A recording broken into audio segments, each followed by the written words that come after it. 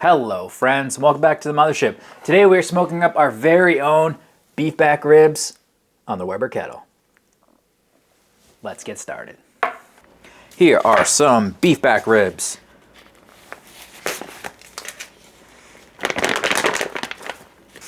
Now I have said it before and it remains true. I think these are my favorite cut in barbecue. Don't spread the word, guys. I don't want these to, they've already started to get a little expensive, but I don't want them to get astronomically expensive like all the other beef cuts. Now when you're buying these, quite often you'll find them cut in half, and you'll have a normaler size like for a spare rib slab and then a smaller slab. These ones are all intact. When we are buying them, we do usually want the membrane on the back, but it looks like old Costco decided to take that off. That's too bad. The membrane tends to hold them together. This membrane is not here, which means these are probably going to fall apart pretty easily on the grill. That's okay. Now you can certainly trim off more of this hard fat. Like right here, you could pull some of this off. But I'm not going to go too crazy. I'm kind of just going to throw them on as is. These are a little bit anemic in some spots, but that's okay. This looks like a decent amount of meat here. There's some underneath here and here, a little bit over here. But in general, these are a great cut. Like I said, probably my favorite.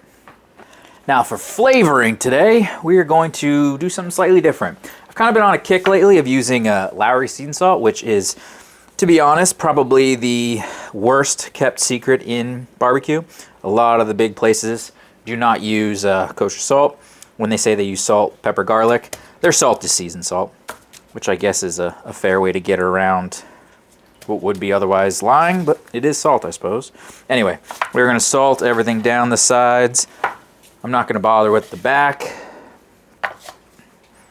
although you certainly could. That looks good to me. And then I'm also going to hit it with some coarse black pepper. Help me with my smoke adherence and add that nice Texas taste we're looking for. And really that's it, guys. That's all the seasoning we're doing today. Nothing crazy. We're going pretty traditional. But right now what we need to do is we need to get that kettle up and running. And it is about 15 degrees outside up here in New England. So it's going to be a little bit of a fight to get it going, but I'm going to get it going. We're going to throw this on. We're going to get this cook started. A little over an hour in, let's take a peek. Man, it is cold out here. I got our ribs on. Yeah, bark is not set yet. I'm just throwing wood chunks on every half an hour or so. I really can't leave this open too long because it is, like I said, 15 to 16 degrees out. But I'm going to let it keep doing its thing. Like I said, bark hasn't set. If it sets and then it looks a little dry at certain parts, we'll give it some spritz. But for now, I'm just going to let it keep doing its thing and piling some smoke on there. We are about 6 hours in, and it's very dark and very cold. But I'd say these are done. I mean, that's what I'm looking for right there, about a 90-degree split on these ribs. I think it's time to get them inside. Let them rest for a couple minutes, and then we'll give them the old-fashioned chomp and see how we did. Okay, so I've said this a couple times, guys. Beef back ribs are my absolute favorite, and you might have noticed that I'm missing a rib on the end here. That's because I filmed this whole thing with my intro and my outro, and my mic was dead. So I have tried this already. It's fantastic, but we'll go through this, the motions here, as it were. Now, beef back ribs, they are my favorite.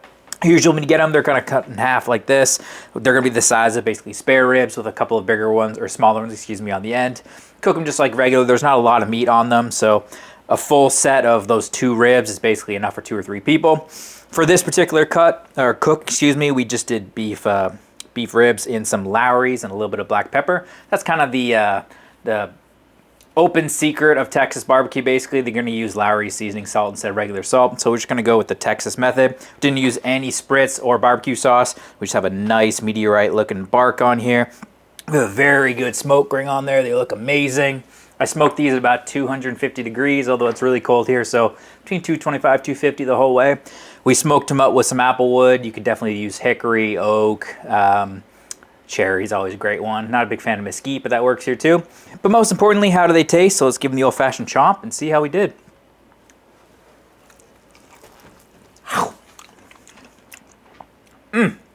Those are my favorite.